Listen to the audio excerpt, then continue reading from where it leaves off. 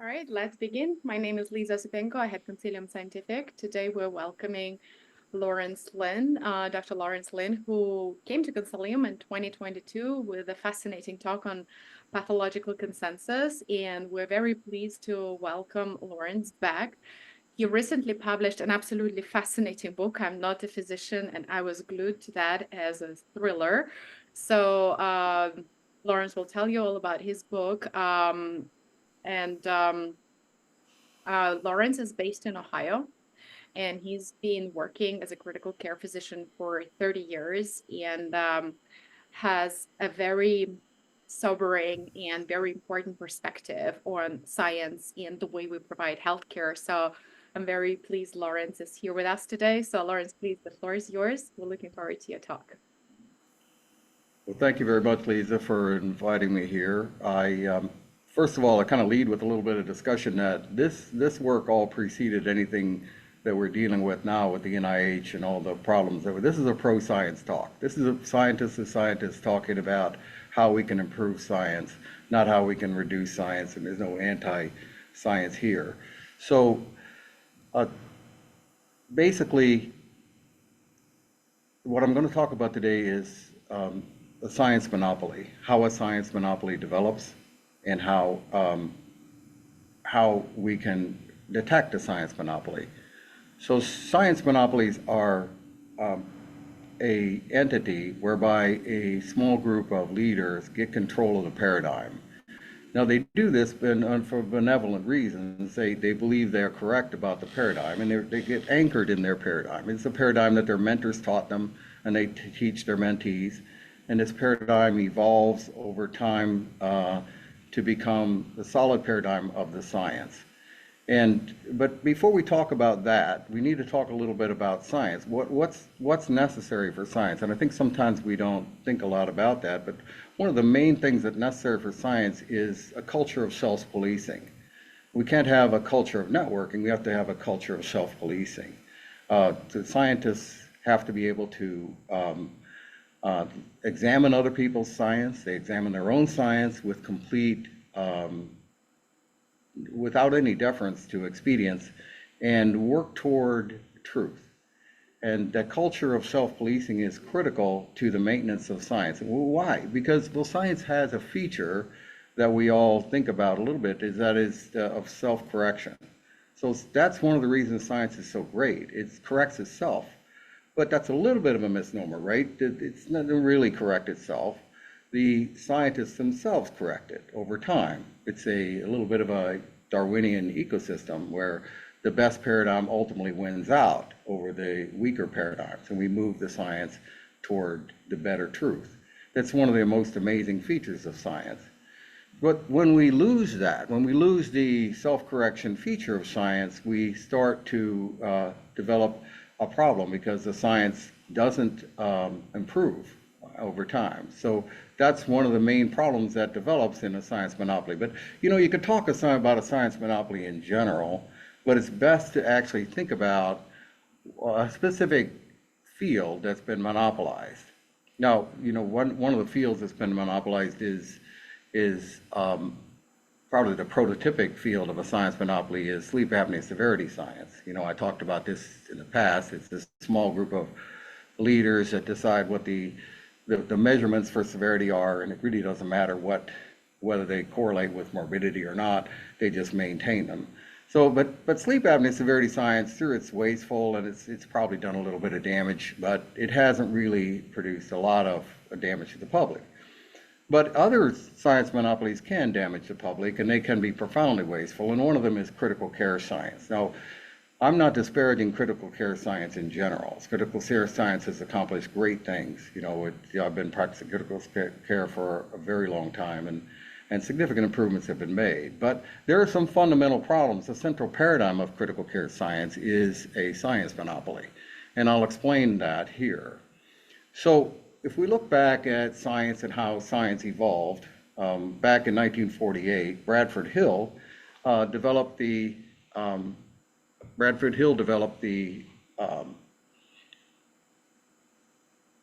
randomized control trial.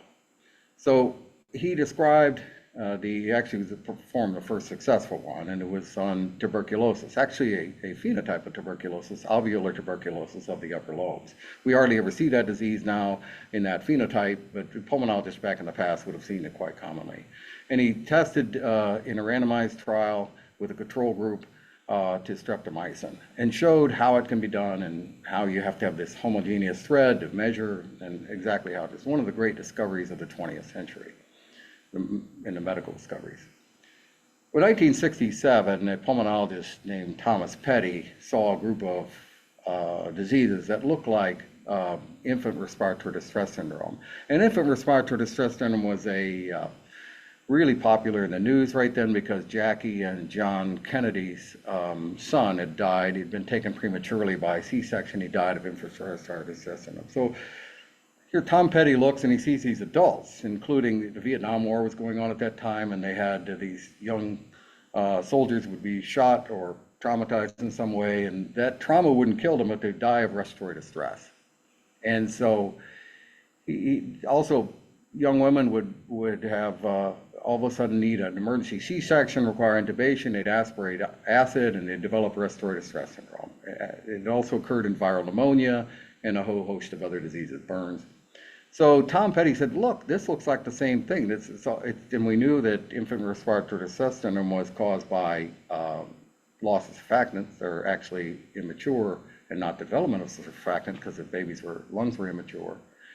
And so he said, well, look, I think these adults all have depletion of surfactant. It's the same condition. It's just depletion, not lack of development. So he developed this concept of adult respiratory distress syndrome. So he tested it to surfactant. They did studies, and unfortunately, the idea was wrong. But they kept the syndrome.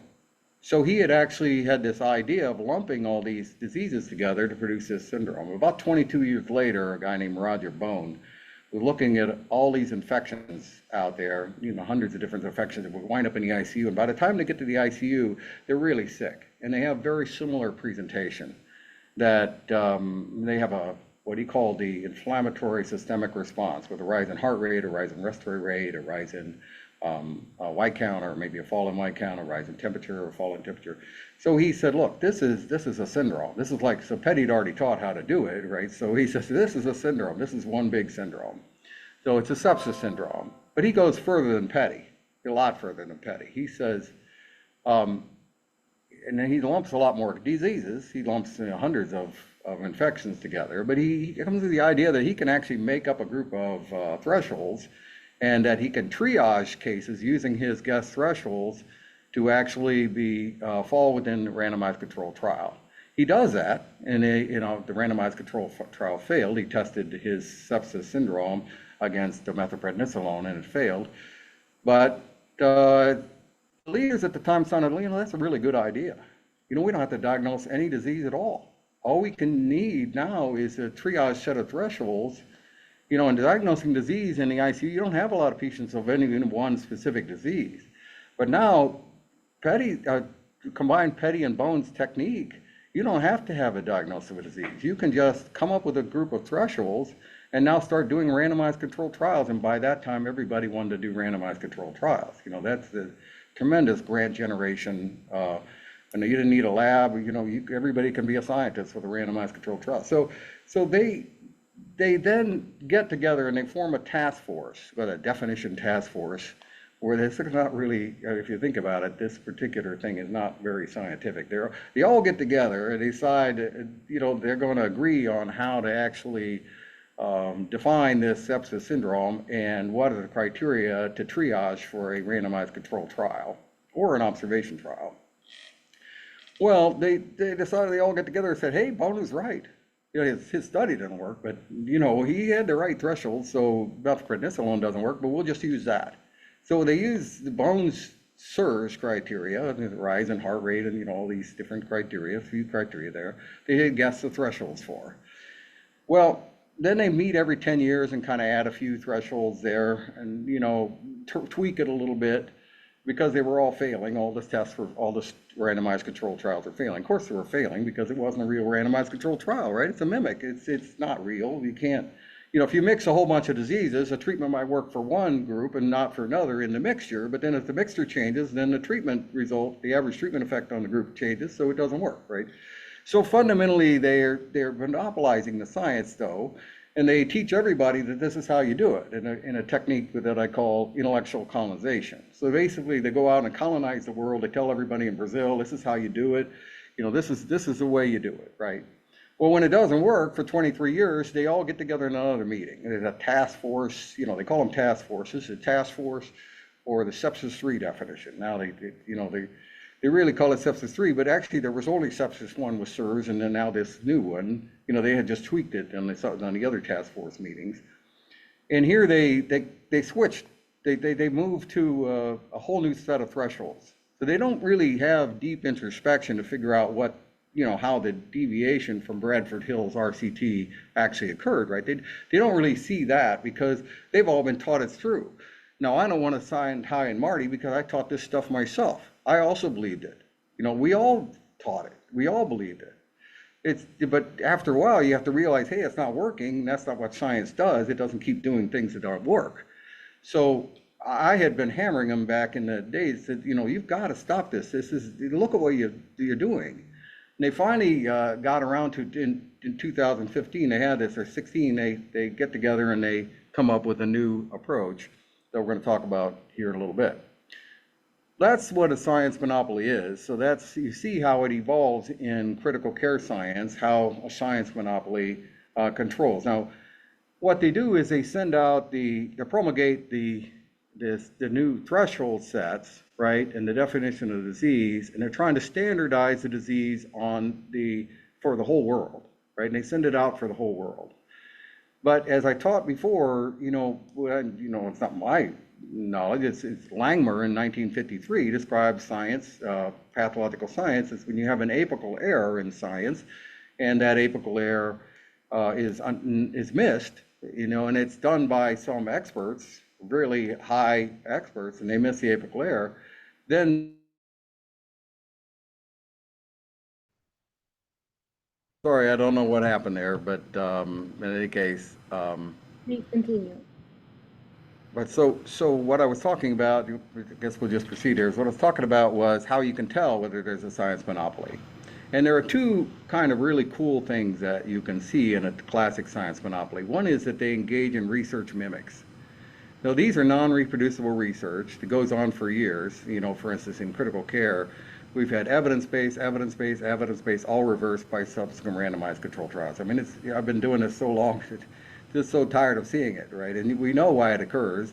And this research mimic, we call it like the Pettibone randomized control trial. We're using triage set of thresholds to lump all these cases together and then test them. So the classic one was just published out of Brazil, where they use the Vincent's set of criteria, set of thresholds for organ failure, testing aspirin to sepsis, so sepsis syndrome. Same old sepsis syndrome for bone, but now with Vincent's thresholds. Of course, it didn't work and had some harm, but that's what's going on, and it keeps going on. There's really not a lot you could do about it.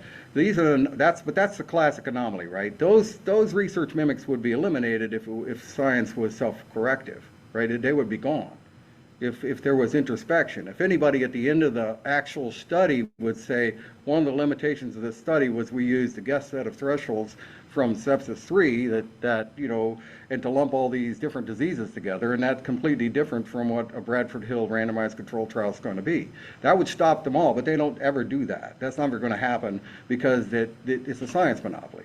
So the second thing is, this is absolutely the absolute coolest thing you're ever going to see, and that's a synthetic paradigm shift.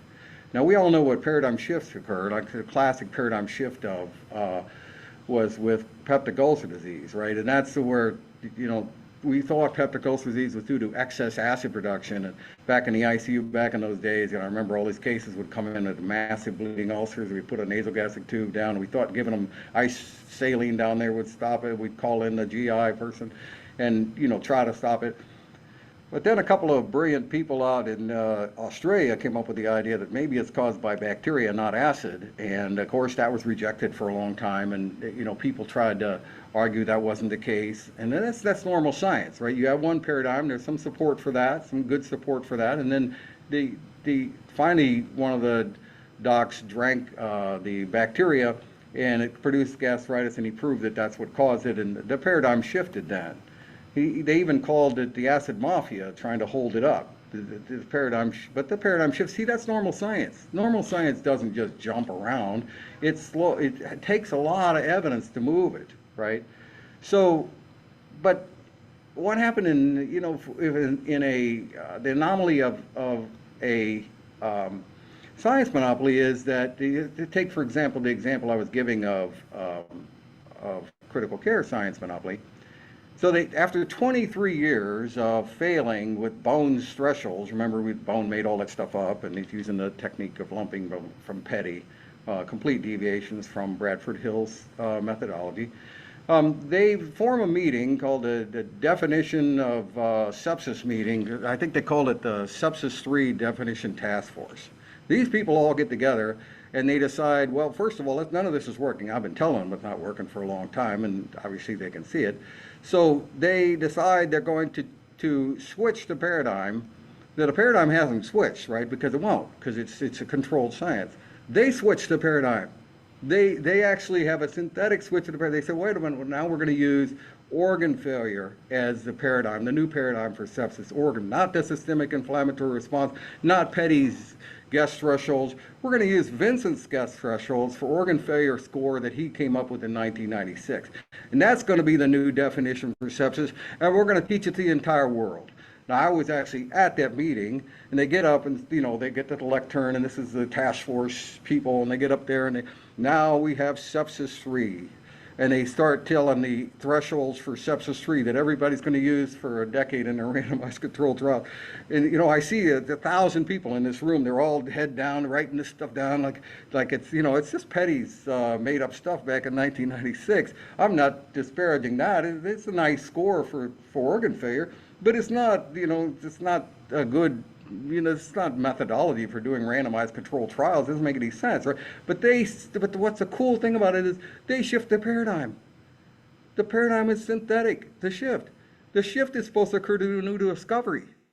The shift doesn't occur because a bunch of people got in a room and that inherited their position on the task force class, and they now decide to shift the paradigm. Everybody's supposed to do their research that way, and that's exactly the way the people in Brazil did their research. Exactly the way they were taught by the people in 1916 or in 2016 that shifted the paradigm. And of course, their study failed. It's a tragic way to go forward. I hate to get a little bit, a little bit concerned about this, here in this video, but this is the way it is, and it's got to stop. So how can we stop it? Well, we can't stop it just by teaching people stuff. I wrote this book, try to describe a little bit about how you protect outliers and how you protect from central control of science. And again, this is not anti-science, this is pro-science, as pro-science as it gets. Because I want to go back to the original science, right? The original self-correction science, the original science where, self-policing replaces networking, where we're more interested in actually getting to the truth than we are in getting to the grants. Now that's pretty hard in a situation where everybody's grant dependent, but we have to figure out how to do it. Right, we have to figure out how to have, at the same time we have this grant dependency, which, is the way things work. We have to be able to look at somebody else's work and look at our own work and tell the truth about it and go deep into it, and deep introspection, not just look at the top. I read these Cochrane reviews and they just look at the deck. They look at the deck chairs. They're not looking at the hull. They're not looking at the methodology. They assume the methodology is correct because that's what the standard in the given field is. But you can't do that. You got to go further. So what's the goal here? Well, the goal is to reestablish a culture of self-policing, right? We want to defund these guessing definition task forces. Now, I don't want to defund science at all. I want to increase the funding of science. That you talk about defund, but you can't do anything about this particular anomaly where they do the synthetic paradigm shifts and everything if you let the task forces continue to meet. And they meet every decade, And they just met, a couple of them just met for adult respiratory distress syndrome because they had to change the rules because the ventilator protocols failed during COVID. So they met again and came up with a new set of things. You have to stop that. You have to let everybody have their own innovation and work forward toward truth, the way science is supposed to operate, not for central control. And the only way you can do that, I think, is defunding the task forces because they're not going to stop meeting and then promulgating these. And everybody thinks they're correct, right? Because these are the top flight people. These are the people who are the leaders of the science that are teaching these things. Now, the second is that we have to eliminate the fear of deep descent. I mean, I was talking on data methods, with this Vanderbilt data methods, this is a wonderful place where you can go and talk to the top level statisticians in the world there about science and that sort of thing. And one of the questions, well, where, about the courage it takes to go against these standards. These standards are set up by the top people in the most elite universities. They've all gotten together in the stats. What's a statistician going to do? But that's part of the problem with science, isn't it? The problem that you have to have courage to question something, right? Now let's look back at science in the past, right? Remember that. Remember Langmuir described pathological science, and he described N waves. This guy Blondok that had come up with N waves. And he thought he had a new discovery like X-rays, but these were N waves. And so a guy, a brilliant scientist named Wood, went to his lab and pulled this prism out of his detection technique to when he didn't know it, and proved that, and he still saw the N waves. So he proved that he was wrong, that this was science was wrong. That didn't result in Wood's in demonization of Wood. Wood was a hero. He figured out a different way that this was not real science. And so all there's a lot of excitement over N waves and all kinds of people doing it because Blondok was such a genius. The guy had discovered the speed of electrons. So he's a very brilliant man, right? But he had just made a mistake. And but trying to look deeply into science was a badge of honor in the past. People wore that. You expect it. My old mentor at Washington University was a guy that said, he was a member of the Anti-Dogmatic Society. So he was proud of that. I said to him one time, I said, well, what does that mean, the anti-dogmatic? He said, we oppose dogma at every level. It's like he said it 1,000 times. So that's the point, right? That's the point. That's what we need to do. We need to oppose dogma at every level in our minds, not necessarily in the open until we start to develop a good arguments and presentation. And then we need to have the old culture back. And we need to eliminate the fear of deep descent. And we need to eliminate the intellectual colonization.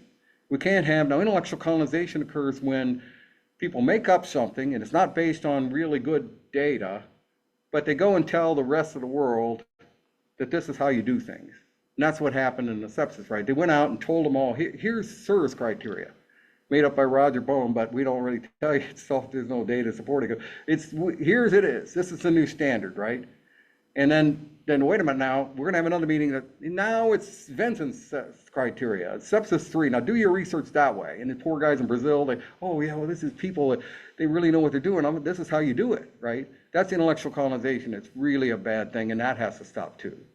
So I'm gonna open up to questions now, and obviously this is a provocative thing to talk about, and hopefully we'll have a discussion and other views. So thank you very much.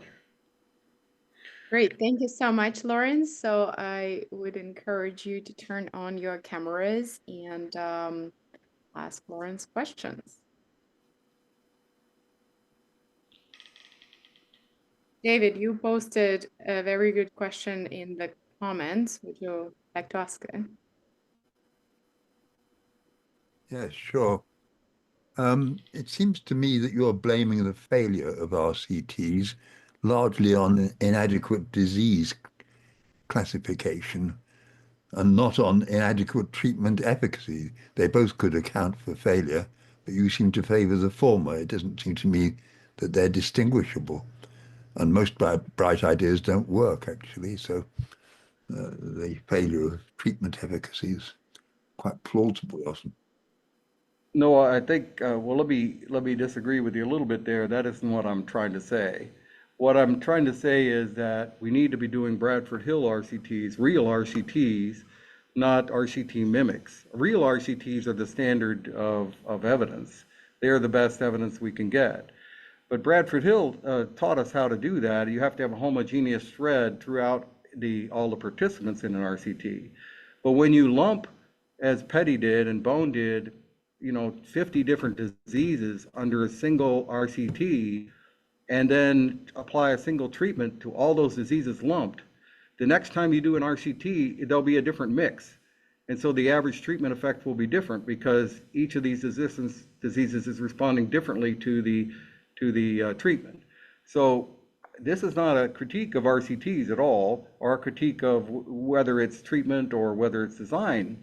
It's simply to say that these are not RCTs when you lump by triage threshold whatever diseases meet the triage criteria, because your mix simply cannot be stable. It will not be stable from one RC to the next. And probably the best way to, we have a big discussion of this at Data Methods, at Vanderbilt's Data Methods site, where we talk about the difference between baseline risk and lumping 20 different diseases under a single randomized control trial, where the mix is the randomized control trial of what we call the Pettibone randomized is disease agnostic.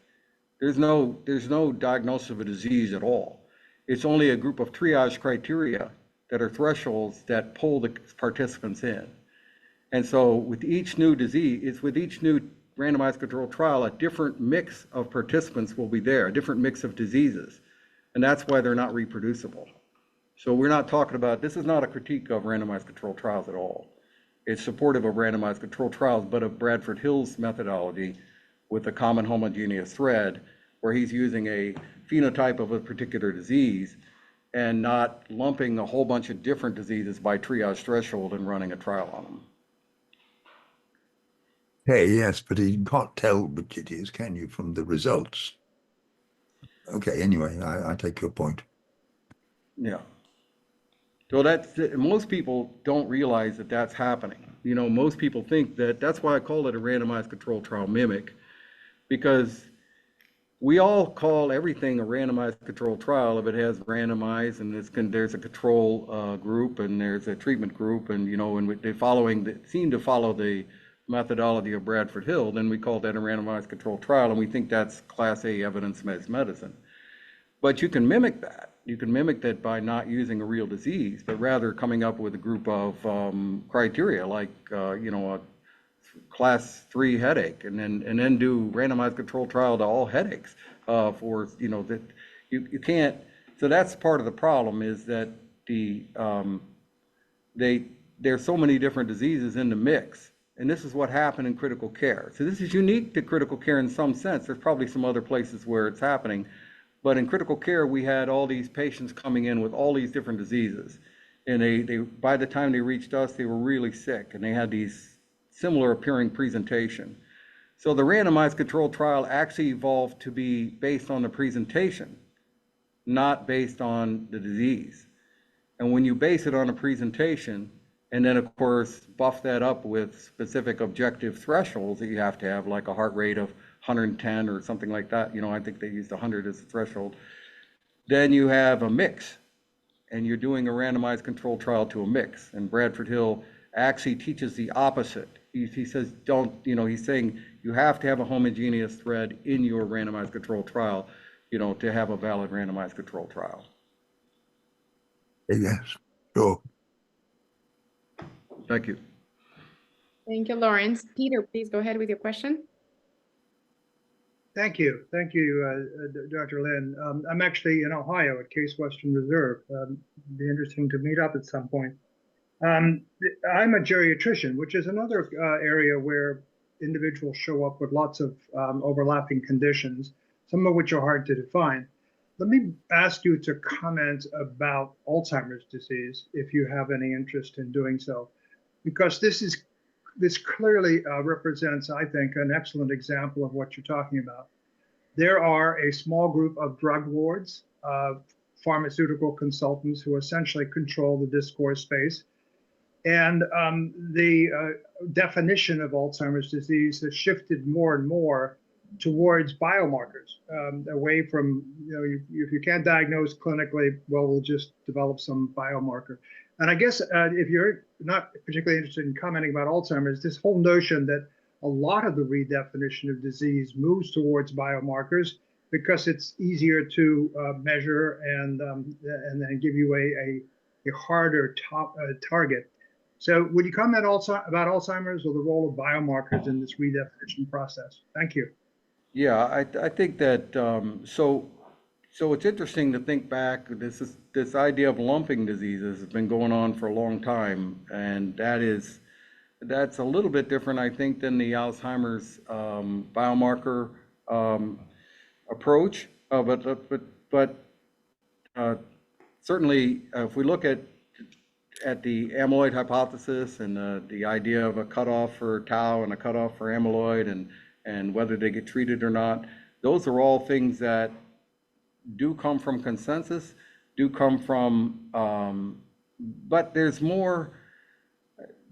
think there's more credibility to that. I understand that there's some potential driving forces in the pharmaceutical industry there, and so obviously that can facilitate a science monopoly, that the money can be shifted over to anti-amyloid approach and not pursue other things, and that can be a real problem. But I think this is a little different than what we're talking about with the science monopoly of critical care, where the scientists themselves have sort of developed this particular methodologies that drive this science that goes forward for 30 years, 35 years. So I agree with you that there is, and we had that same thing in pulmonology back in the days of looking at idiopathic pulmonary fibrosis, different causes of pulmonary fibrosis. We had that same kind of phenomenon where we kind of try to get biomarkers, and we're doing BAL in people and trying to figure all that out. I'm not sure I understand the point, and has some similarities, but it's a little bit different, I think, than the science monopoly that I'm talking about. Yes. I've flown in from Mexico to be in Rome for this announcement. Good. Somebody else booked their holiday. So, Charles, please ask a question. Can I ask a question going back to old days of sepsis clinical trials when they tried to get the monoclonal antibody from Eli Lilly approved, and it had this big failure? And as I'm listening to you today, I'm wondering, did that antibody fail because the drug didn't work, or because the study design was so lumped rather than homogeneous?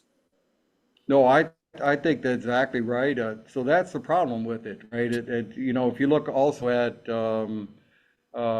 activated protein C, the same thing. It might have worked in a subset of diseases.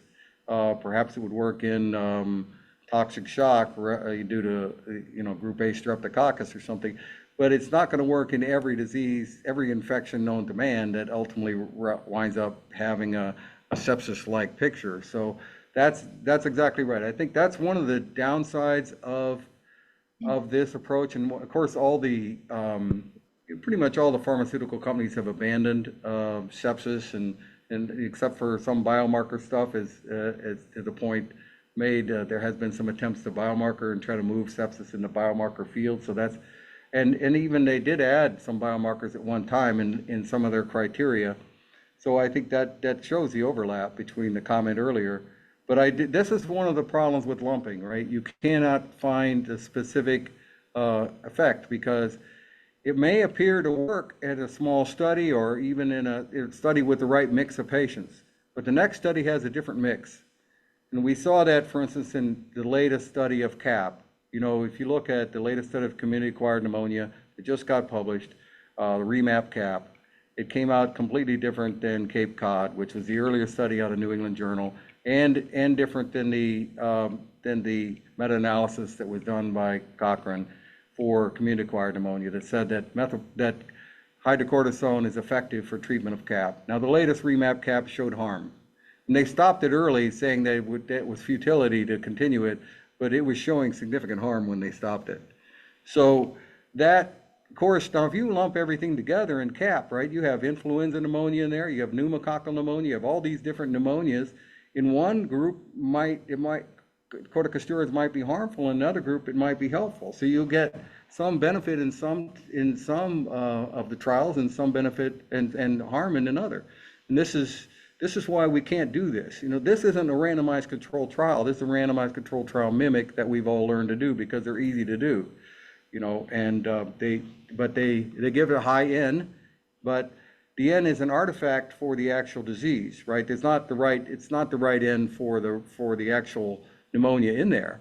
You know, it's excessive because there's a whole bunch of mix of other pneumonias in there. Yeah, so that's a really good point. I appreciate that point. I think that explains the persistent negative trials in the intensive care for decades.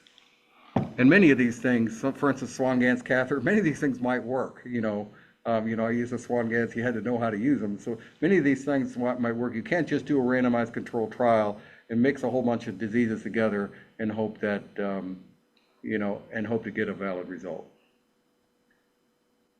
Thank you. And Francois, please ask your question as it's on the subject. Thank you, Lisa. Good afternoon, Laurence. My name is Francois. Laurence, I already take your points about homogeneous populations in randomized controlled trials, but unless I have misunderstood, I think it seems to me that it could be detrimental to the external validity of the trial. So in other words, how do you reconciliate, in fact, conducting trials with homogeneous, potentially highly selected populations and the clinical relevance, the external validity of these trials? Okay, I'm sorry, my audio isn't very good, so I'm not sure exactly what you said. Lisa, can you explain? My accent is strong. My accent is strong, Laurence. My question was about how do you reconciliate conducting trials with homogeneous populations and the external validity of such trials, the clinical relevance of such trials. My impression is when you try to conduct trials with homogeneous populations, you minimize the external validity of these trials. Yeah, I see your point. So your point is that if you try to make the trial homogeneous, then it cannot be extrapolated to the population. So you have to make the trial heterogeneous to try to extrapolate it to the population. And I think that has been one of the arguments for the idea of lumping, but we didn't understand. I think we really didn't understand that the randomized controlled trial is not very well suited for that kind of lumping, that you can't really get a valid result. You're going to keep getting different results if you do that. So the only real solution is to go to a more homogeneous population and then look for common threads in those populations, maybe in biomarker threads or some other thread, and move from there. So we have to go back to the more, Bradford Hill was even beyond the disease. He was using a phenotype of the disease, right? So that works. We know that works. There's no doubt that works. We've all enjoyed so much benefit from that. We have to move as close to that as possible. And we have to recognize that some of the early work we do might not be translatable to the ICU because we can't really extrapolate to that population. But that's the way we find the common threads, because we have to eventually get to the common threads, I think, Thank you. John, please go ahead. Well, thank you for your presentation. I have sort of two questions. One, I would be interested in your comments about how professional societies either play into or do not play into what you're calling the scientific monopoly. For example, the American Thoracic Society, I think, investigates some of these pulmonary functions. So that's question number one. Are they a source of misinformation? Are they an enabler? Or is that a group that we could consider adjusting their functionality? And then my second question, it's a little bit tangential, but last week, Holden Thorpe wrote an editorial in Science that was called Convergence and Consensus. And basically, he was looking at the assault on science, which he claims is fueled by flooding the public with confusing information from both traditional and digital meetings. He said one concept that creates this misunderstanding is scientific consensus, which seems to me what you're talking about. And he said it's time to stop using this shorthand, make clear what it really means. And he's proposing that instead of using scientific consensus, we should be talking about consensus, the consensus, convergent evidence that then leads to a policy issue. So those are two different questions, but I'd be interested if you want to address either one of them. Sure, I'll address both of them. First, the societies. I think the societies are basically contributing to the science monopoly. If you look, for instance, at the evolution of the societies as it relates to critical care, you had for instance, in the sepsis 3 conversion, when you had this consensus meeting, not all the societies agreed on that. Some of them wanted to stay with the old sepsis model. And then eventually the societies that wanted to move to the next one in this sort of synthetic paradigm shift, they won. And, because the American College of Chess tried to block it. And then, you had the ATS and I think the Critical Care Society trying to move to the next paradigm. When you have societies that are deciding which paradigm we should use, then that's not real science. That's ultimately the basis of synthetic paradigm shift, So I think that's a problem, and they don't do it with full disclosure, right? They don't do it by actually going deeper. They're just deciding which new thresholds to use. They're not questioning whether the fundamental idea of lumping by guess thresholds is a good idea in the first place. They're only going superficially and arguing, and that's what I call synthetic debate. There's a lot of debate that goes on in science, but it's all, about where the deck chairs are. Nobody's actually looking at the fundamental part. Now, this relates to critical care science, not science in general. There's so much good science out there, and there's good critical care science too. I'm not disparaging science. On the other issue, I think that's a positive move because that suggests we have evidence. That suggests we have evidence for our convergence rather than a consensus. But that's the opposite of what happened in a science monopoly.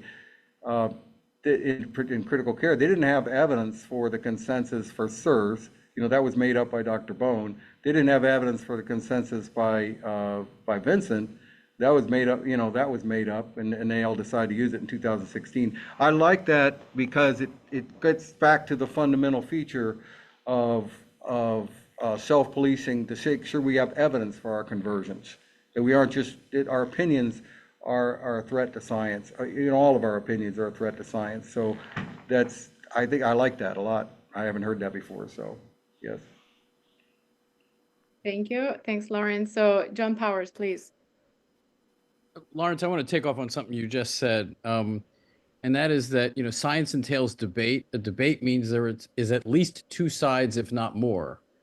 And yet it's always interesting to me from personal experience how the people that get invited to these kind of consensus meetings are the people who have already reached that consensus. And I always joke, I'm leading the league in being disinvited to meetings where you offer an alternative opinion.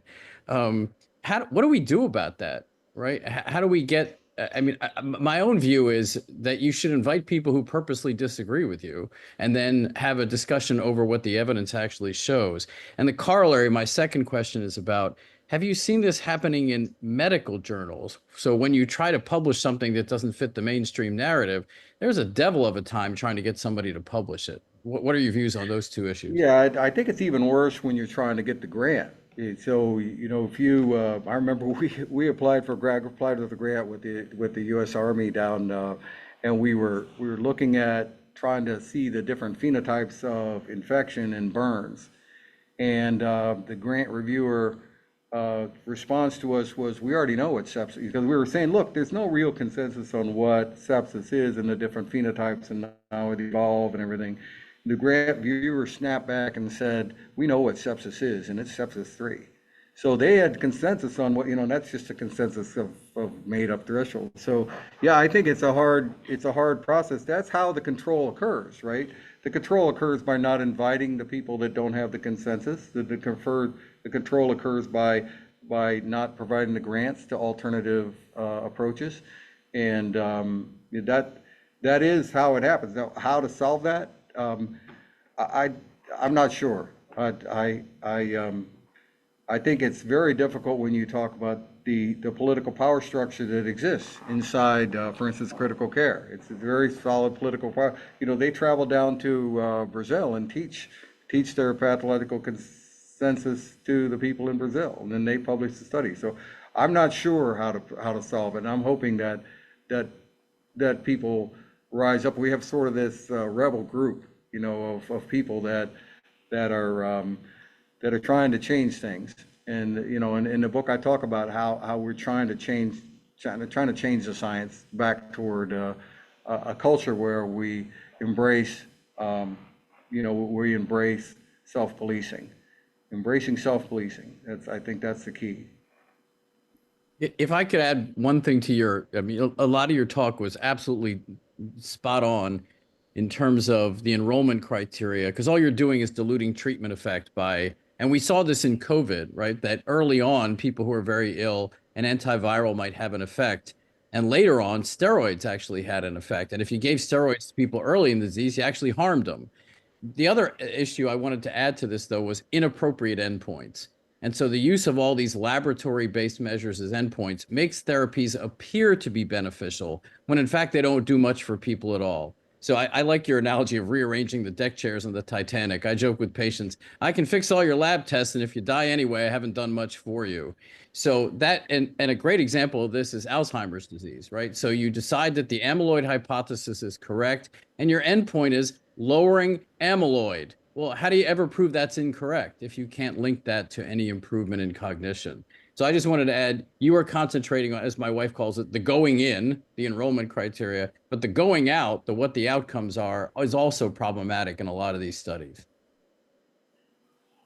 Well, I think that's exactly right, but I've learned trying to fight this for a long time. You got to start with baby steps, and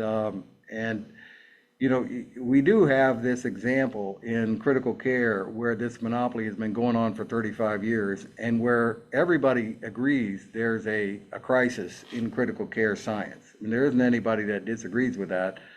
And even some of the arguments in Vanderbilt's recent, in our discussions over at the Vanderbilt Data Methods site, which is run by Dr. Harrell, have focused on the idea that, well, everybody knows this, but knows anything what to do about it. But that isn't true that everybody knows this. They're still publishing studies. The task forces are still meeting. They're still doing this, And this is a strange thing about what might be called sort of synthetic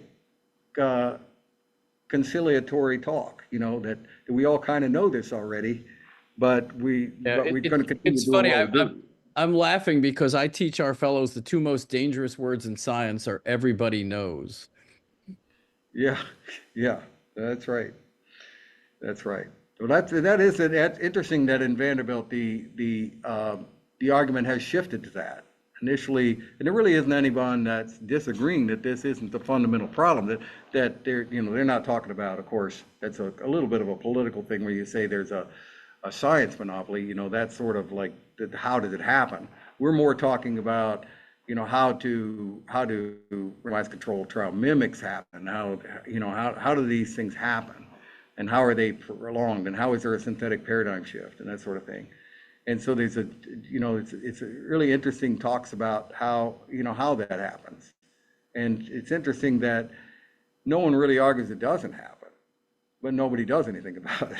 So that gets to your point. I'm not sure what we do about it.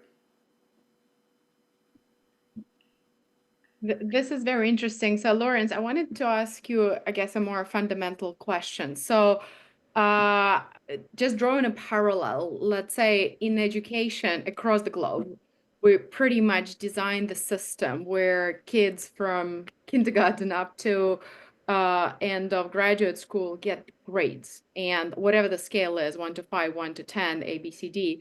But this whole idea of grading students is hardly a good measure or good measure of knowledge or of anything pretty much. But it's an extremely convenient measure for the system. Very, very convenient measure for decision makers and for the whole system to operate, from an individual teacher to the whole establishment, basically rankings. So now if we translate that into medicine, the standards, the guidelines, the consensus is, once again, is the scale of simplicity to try to kind of please not necessarily to please the system, but to make decisions in a particular way, and a route to simplification. And my question to you, it does have a benefit, especially when it's a junior doctor or you teach students and you need to tell them, hey, there are rules. These are the rules you learn by, and based on these rules, you can become a doctor and you can figure out how you treat a particular disease. And I think it really works well in some diseases which are less dynamic, very, very clear thresholds, as just, let's say, by the book. Here you bring an example where it's certainly not by the book, and there's so much obscurity is probably the wrong word, but there's so much going on there where you clearly describe that this kind of grading is not the way forward. So what would be your message for the ones who are starting out? Because you wrote this book based on the exceptional experience you've gained. But if you're just starting out, how do you make sense of the world when you're in a such complex area? Right. So the reason I started the book out talking about outliers, so it's how the centralized decision making can harm outliers. We give the example of for instance, the early CPR had a respiratory rate that would kill an asthma patient even if they didn't have a cardiac arrest, and so and how that got changed and how we approach outliers, and then. So the process, though, is to recognize the need for treating outliers. That's one of the problems, I think, with the public, is that they don't understand how nuanced everything really is. And the scientists in general sometimes have a tendency to, because they want to standardize, the whole idea is a manufactured product. You may be able to do better with a cabinet maker may be able to do better, but we have to manage cases on a grand scale. So that's how we set these rules and that sort of thing. That's all. I understand that's probably has to happen, but we have to have ways to deal with outliers. We have to have ways to avoid consensus-based, treating of everybody the same. And so if we lump everybody together, that's an analogy I think you're making in the teaching area. If we lump everybody together, people lose. And I think that's right. So the final question then from David in the chat. So what do you do? What do we do? Well, I think there is so there's a big downside to the new NIH, but there may be some ability to actually get them to see some approach to funding more innovation and funding more, because in certain areas science has actually bogged down. In critical care it's bogged down. So we're hoping, this kind of rebel group, we're hoping we can convince the NIH to fund the people who are looking at alternatives, to have a system, to try to foster a system of self-policing, to have journals that actually look deeply at the hull of the ship, to try to favor that. And you can't, for some reason, and I always thought we could, right? I always thought if you just show scientists that, hey, this way isn't working, that they'll self-correct, but they won't. They're anchored. And so we have to have some mechanism to pull up the anchor. And I'm hoping the new NIH may be some way to do that, that they're, that we don't, So that's really what I'm thinking. Thank you, Lawrence. I learned a lot from your book, so I hope others will consider reading it. So it's in our library, in Consilium's library, on the library page on our website. So thank you so much for your talk, and we look forward to seeing you all in a couple weeks. And yeah, Lawrence, thank you for sharing all your wisdom and knowledge. Bye-bye. Thank you. Goodbye.